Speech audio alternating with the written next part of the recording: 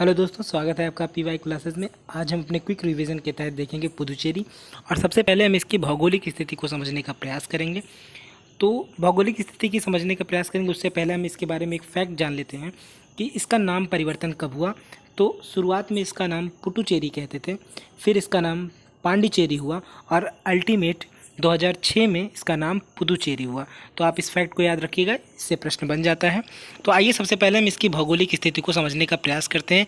तो भौगोलिक स्थिति में हम यह देखेंगे कि जो पुदुचेरी है वह किन किन राज्यों में बसता है, क्योंकि यह एक राज्य में नहीं स्थित है, इसके जो ज़िले हैं वो कई राज्यों में हैं। तो वह हम सबसे पहले देखेंगे कि यह पुदुचेरी किन किन राज्यों में है, इनके ज़िलों का नाम क्या है, इसके ज़िले कब जोड़े गए, इन सब चीज़ों को हम इस वीडियो में पूरा देखेंगे। तो पहले हम यह देखेंगे कि पुदुचेरी किन किन राज्यों में स्थित है। तो यह इसके 4 ज़िले हैं, एक है एनम, एक है पुदुचेरी, एक है कराईकल, एक है माहे। ये 4 ज़िले हैं जिनमें से पुदुचेरी और कराईकल जो हैं वो तमिलनाडु में है, यनम जो है वो आंध्र प्रदेश में स्थित है और माहे केरल में स्थित है। तो इस प्रकार हम देखते हैं कि पुदुचेरी 3 राज्यों में तथा 4 ज़िले हैं इसके। ठीक है, आप इस फैक्ट को याद रखिएगा, यहाँ से प्रश्न बनता है। तो भौगोलिक स्थिति को लेकर जो प्रश्न बनते हैं, आइए हम उन प्रश्नों को देख लेते हैं। तो सबसे पहले हम देखते हैं कि पुदुचेरी कितने राज्यों में अवस्थित है। पुदुचेरी कितने राज्यों में स्थित है, अगर यह प्रश्न पूछा जाता है तो इसका आंसर होगा 3 राज्यों में। इसके बाद जो दूसरा प्रश्न बनता है वह है पुदुचेरी में कितने ज़िले शामिल हैं। तो इसमें 4 ज़िले शामिल हैं जिनको हमने पढ़ा, माहे, एनम, कराईकल और पुदुचेरी। ठीक है, आगे देखते हैं कि पुदुचेरी किस संविधान संशोधन से भारतीय संघ का हिस्सा बना। तो 14वें संविधान संशोधन 1962 से यह भारतीय संघ का हिस्सा बना। अगला प्रश्न देख लेते हैं, पुदुचेरी का नाम परिवर्तन कब हुआ। तो पुदुचेरी का नाम हमने देखा भी, जो सबसे पहला फैक्ट ही देखा कि इसका नाम परिवर्तन पांडिचेरी से पुदुचेरी 2006 में हुआ। ठीक है, अगला प्रश्न देखते हैं, पुदुचेरी के मुख्यमंत्री कौन है प्रेजेंट टाइम। तो एन रंगास्वामी यहाँ के मुख्यमंत्री हैं। अगर यहाँ के प्रशासक की बात करें, जो दिल्ली के उपराज्यपाल के समान होता है, तो ये है आपकी तमिलसाई सुंदरराजन। ये यहाँ की उपराज्यपाल जो दिल्ली में होता है उसके समकक्ष होती हैं पुदुचेरी की प्रशासक। तो वो हैं, उनका नाम याद रखिएगा, तमिलसाई सुंदरराजन। ठीक है, आगे देखते हैं। इसकी भौगोलिक स्थिति को हम लोगों ने समझ लिया अच्छे से। अब हम इतिहास को समझते हैं। तो सबसे पहले हम जानते हैं इसके इतिहास के बारे में। जब हम चर्चा करते हैं तो सबसे पहले चीज़ जो हम देखते हैं वो है कि इसका वास्तविक नाम क्या था। तो इसका वास्तविक नाम पुडुचेरी था, जो एक तमिल शब्द था जिसमें पुटु का अर्थ होता था नया तथा चेरी का अर्थ होता था गांव। तो इस हिसाब से पुडुचेरी का जो सबसे वास्तविक नाम था उसका अर्थ था नया गाँव, अगर उसको कहा जाए तो। लेकिन फिर क्या हुआ कि जब इस पर फ्रांसीसियों ने अपना कब्जा किया 1673 में, तो उन्होंने अशुद्ध उच्चारण किया पुडुचेरी का और इसका नाम पांडिचेरी कर दिया। उनके उच्चारण के कारण इसका नाम पांडिचेरी हो गया। ठीक है, तो इन सब चीज़ों से पहले हम अब इसके फ्रांसीसियों के आने से पहले भी इसका जो इतिहास था पांडिचेरी का उसको समझने का प्रयास करते हैं। कभी कभी यहाँ से प्रश्न बन जाता है। प्राचीन काल में सबसे पहले पुदुचेरी पर किसका कब्जा था, अगर यह प्रश्न पूछा जाए तो यहाँ पर पल्लव साम्राज्य का कब्जा था।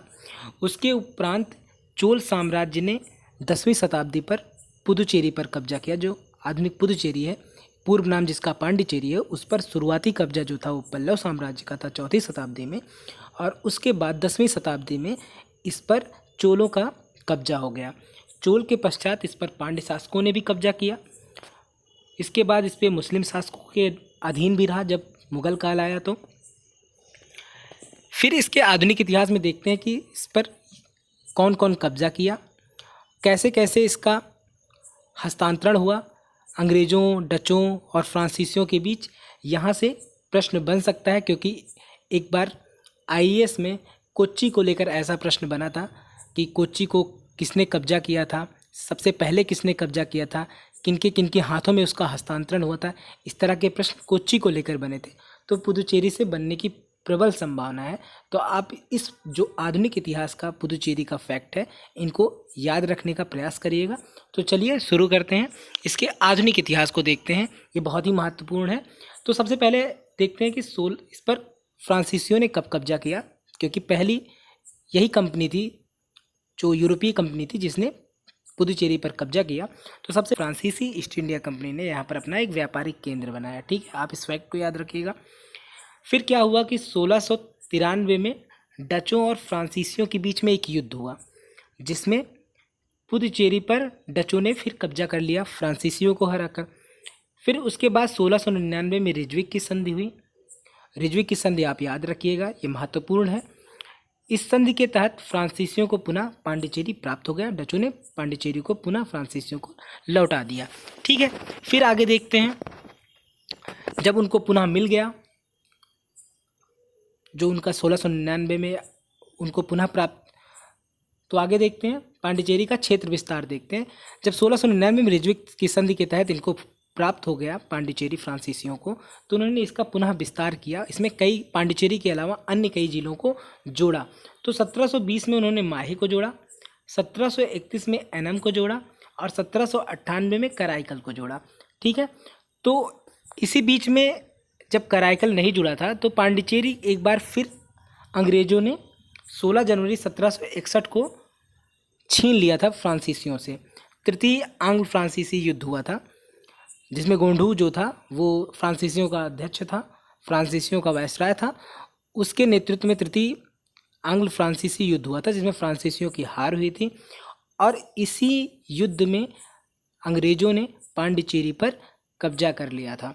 ठीक है, तो उसके बाद फिर पेरिस की संधि होती है और पुनः फ्रांसीसियों को पुदुचेरी प्राप्त हो जाता है। 1793 में अंग्रेज पुनः पुदुचेरी को छीन लेते हैं फ्रांसीसियों से और 1814 में फ्रांस को फिर से लौटा दिया जाता है। ठीक है, बाद में क्या होता है कि अंग्रेज ने पूरे भारत पर कब्जा कर लिया, लेकिन उन्होंने फ्रांसीसियों को अलाउ किया कि आप बहुत उपद्रव मत करिए। उन्होंने उनको बताया कि आप पुदुचेरी और कुछ ऐसे क्षेत्रों को बताया कि आप यहाँ अपनी बस्तियाँ बना सकते हैं, रह सकते हैं। तो उन्होंने 5 जगह पे पूरे भारत में अलाउ किया फ्रांसीसियों को रहने के लिए। तो वो 5 जगह क्या क्या थी, उसमें पहला था पांडिचेरी, माहे, एनम, कराईकल और चंद्रनगर। इन 5 जगहों पर अंग्रेजों ने फ्रांसीसियों को अलाउ किया कि आप अपनी बस्तियां बना सकते हैं। हुआ क्या, उसके बाद फिर भारत स्वतंत्र हुआ। फ्रांसीसी बस्तियां यहाँ 5 जगहों पर स्वतंत्रता के पश्चात भी पाई गई। तो पश्चात 1954 में जो तत्कालीन सरकार थी उसने फिर क्या किया, पांडिचेरी, माहे, एनम, कराईकल इन चारों को मिलाकर एक नया केंद्र शासित प्रदेश बनाया पांडिचेरी। जब यहाँ से फ्रांसीसी छोड़कर जाने लगे भारत को, तो उन्होंने भारत को सौंप दिया, इन चारों जिलों को भारत को सौंप दिया, भारतीय सरकार को सौंप दिया। और इस पांडिचेरी को 14वें संविधान संशोधन 1962 के तहत केंद्र शासित प्रदेश बनाया गया और भारतीय संघ में जोड़ा गया। ठीक है, और एक जो 5वीं बस्ती थी चंद्रनगर, ये बंगाल, पश्चिम बंगाल का हिस्सा बना दिया गया। यहाँ भी फ्रांसीसियों की ही बस्ती थी। ठीक है, आशा करते हैं यह क्लास आपको समझ में आई होगी, आपने इसको बहुत अच्छे से समझा होगा। अच्छे से नोट्स बनाइए, अपनी तैयारी और मजबूत करिए। इसी आशा और इसी विश्वास के साथ बहुत बहुत धन्यवाद।